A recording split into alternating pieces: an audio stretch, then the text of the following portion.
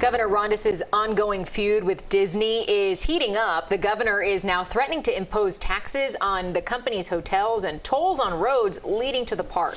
Well, now some are asking if that would affect families visiting Disney World more than the company itself. CBS News Miami's Gabriela Arzola is in the newsroom with more on that story. Gabby.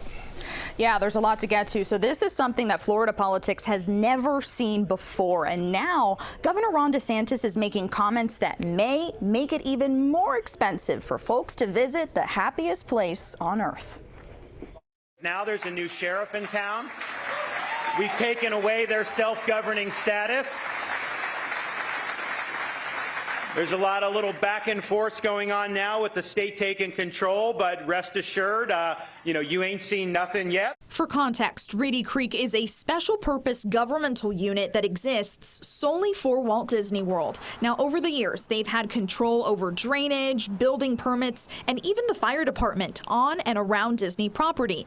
Essentially, Disney had its own version of government, but the folks on that board were also Disney employees. So when Disney took a hard stance against the governor's parental rights and education bill, also known as Don't Say Gay, DeSantis made it his mission to take down the board. And I think Disney has always viewed itself as being exempt from that constitutional process. Well, those days are over. So when Governor DeSantis worked to oust those members, the board made a deal with the theme park that gives Walt Disney World full governmental control. Specific projects and construction rules are approved for the next 30 years. And the overall power of the board is essentially stripped until, quote, the 21 years after the death of the last survivor of the descendants of King Charles III, King of England, who are currently alive.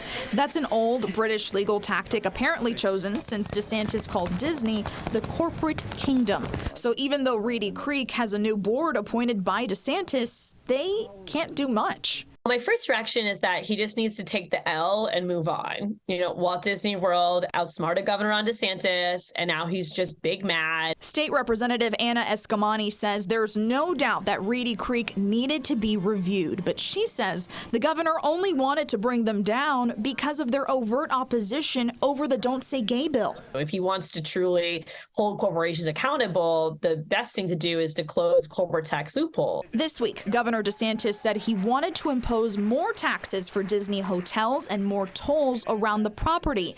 Escamani says that would only hurt Floridians. Because when you raise taxes, especially use taxes on hotels or roads, those are paid by the consumer, not paid for by the corporation. So it's not even going to do what. So right now, nothing is in stone just yet, but there could be new legislation written at any time, given that Tallahassee is still in session. So right now, Reedy Creek, as DeSantis, for more information on the DeSantis saga with Reedy Creek, you can head over to our website at cbsmiami.com. I'm Gabriela Arzola, CBS News, Miami.